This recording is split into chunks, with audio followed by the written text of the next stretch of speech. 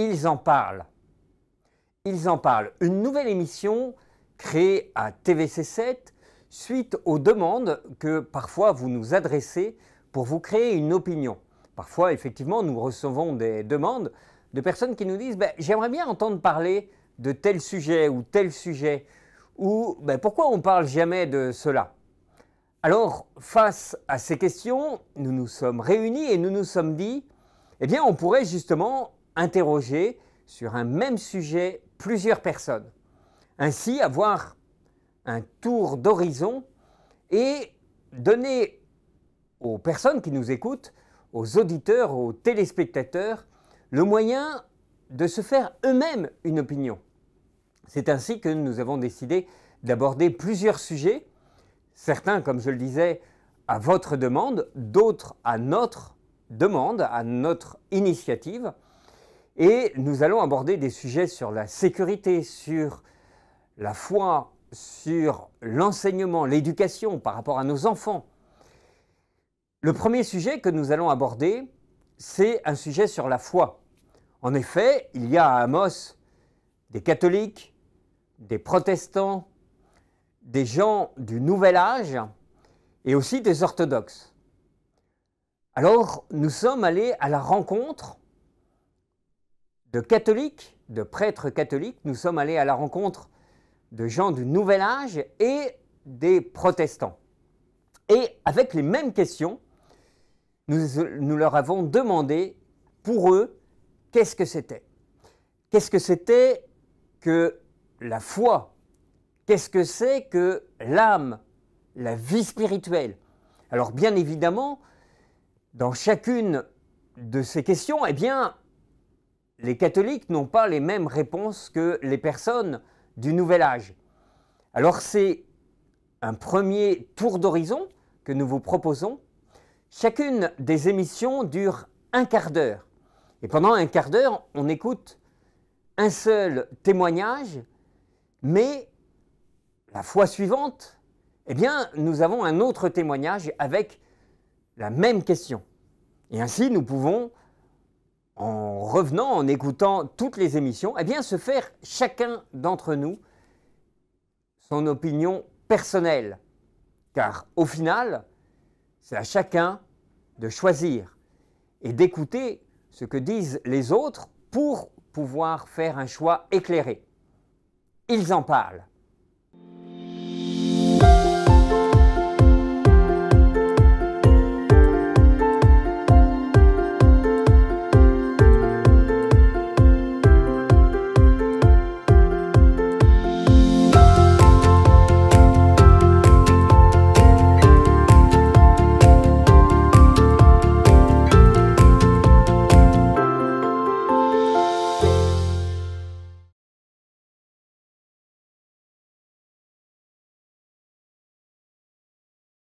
La vie après la mort existe-t-elle? Oui, elle existe. Nous avons dans la liturgie des défunts une très belle prière qui dit « Pour ceux qui croient en toi, Seigneur, la vie n'est pas détruite à la mort. Elle est transformée. Et lorsque prend fin leur séjour sur la terre, ils ont déjà une demeure éternelle dans les cieux. » La mort n'est pas un point final. C'est plutôt une virgule ou un point d'exclamation qui ouvre notre histoire sur un espace infini. Nous l'espérons, cet espace pour tous, dans une profondeur, dans une densité de vie que déjà on peut commencer à goûter ici-bas. Parce que, donc voilà, cet espace infini, c'est ce qu'on appelle le royaume de Dieu, le royaume des cieux, la vie éternelle. C'est pas réservé juste après la mort.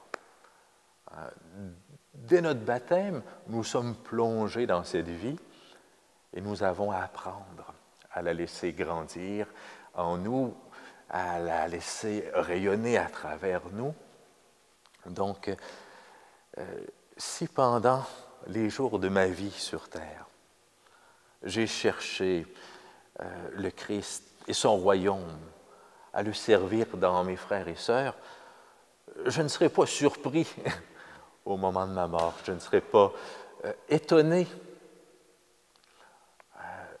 Au contraire, la lumière de ce royaume, le sourire de Jésus m'apparaîtra, viendra m'envelopper à l'heure de ma mort. Pour nous, chrétiens, nous n'avons pas tant à préparer notre mort qu'à préparer notre vie éternelle.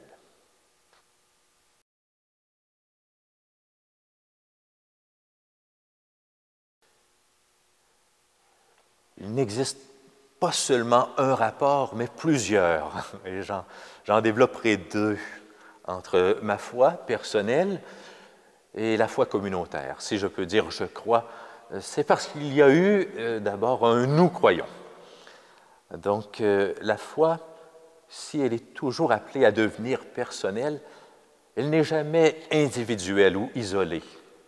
Elle est toujours profondément communautaire et donc principalement en deux directions. Donc premièrement, ma foi au Christ, elle naît, elle se nourrit, elle se fortifie au sein d'une communauté. Si je connais le Christ Jésus, si j'ai pu apprendre à devenir son ami, c'est parce qu'il y a eu d'autres amis avant cela qui m'ont parlé de lui. Et ça a commencé dès les débuts de la vie de Jésus. Il s'est réuni autour d'un groupe pour se faire connaître au sein d'une famille humaine qui est devenue famille d'Église. Et témoignage du Christ que nous avons à travers les Saintes Écritures, entre autres les Évangiles, c'est le fruit de la foi d'une communauté qui rencontre Jésus, qui partage comment cet homme qui est Dieu au milieu de nous est venu faire entrer toute l'existence et l'histoire humaine dans une dimension nouvelle. Donc, mon ami Jésus, d'autres aussi l'ont eu comme ami, et ils m'ont parlé de lui, m'ont appris à le reconnaître, à vivre avec lui. Donc, ma foi, elle est portée par une communauté. Donc, l'autre orientation ou l'autre direction qui implique que ma foi est communautaire, c'est sa finalité. Ma foi m'invite à faire communion. Elle m'invite à devenir, à l'image du Christ, le frère de tous. Elle m'invite à aller à la rencontre de l'autre. Elle m'invite à former Église. Elle m'invite à créer des liens de partage, de paix, de justice qui sont appelés à rayonner sur l'ensemble de la communauté humaine et à se déployer aussi dans la grande communion des saints qui n'est pas limitée aux frontières visibles, qui se déploie aussi dans le monde invisible. Donc, elle est doublement communautaire. Je suis né, ma foi est née, elle a grandi, elle s'est déployée au sein d'une communauté et ma foi m'appelle à former communauté.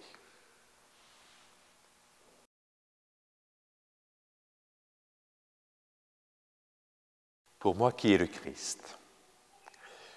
Déjà, en parlant de la foi, j'ai partagé que le Christ s'est présenté à moi comme un ami.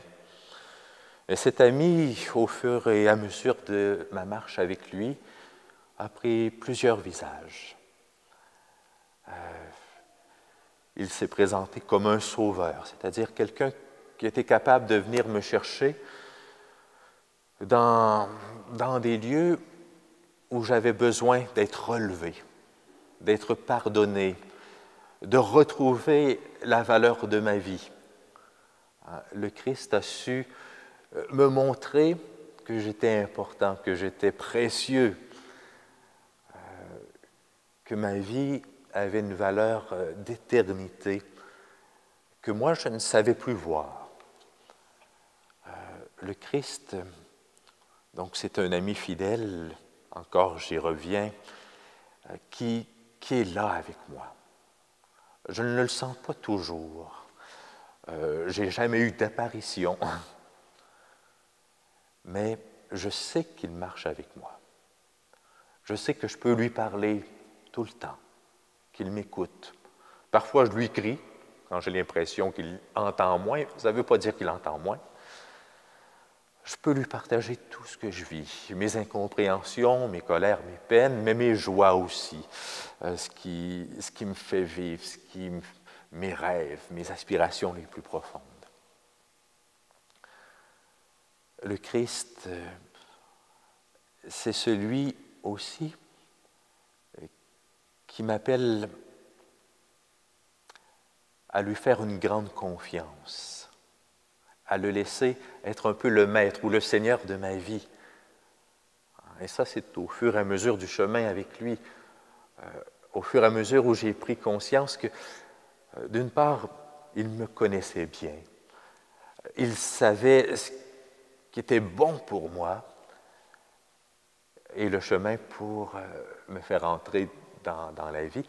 Donc, quand je prends conscience de cela, que je découvre qu'il m'aime vraiment, qu'il veut mon bien et qu'il sait par où aller pour que ce bien arrive, alors j'apprends à lui abandonner ma vie, à lui donner le droit de décider de mon horaire, de bousculer un peu mes plans, mes projets, de me déranger dans la vie de tous les jours à travers tous les imprévus qui peuvent survenir. Parfois, c'est quelqu'un qui s'invite à l'improviste. Parfois, c'est une demande, un appel de quelqu'un dans le besoin. Parfois, c'est à travers des rencontres toutes simples sur la route, dans un magasin. Il est là et il m'invite simplement à être à l'écoute. Souvent, dans les demandes, les besoins qui habitent le cœur de ceux et celles que je rencontre, le Christ me fait signe et me parle. Pour moi, l'apprentissage de pouvoir l'écouter au jour le jour de ma vie se fait aussi dans l'apprentissage de l'écouter dans sa parole, dans les évangiles, dans les différentes lettres des apôtres. Cette correspondance, ce dialogue entre les pages de la Bible et les pages de mon histoire au jour le jour, m'apprend à découvrir un Dieu vivant et qui marche avec moi et qui me parle.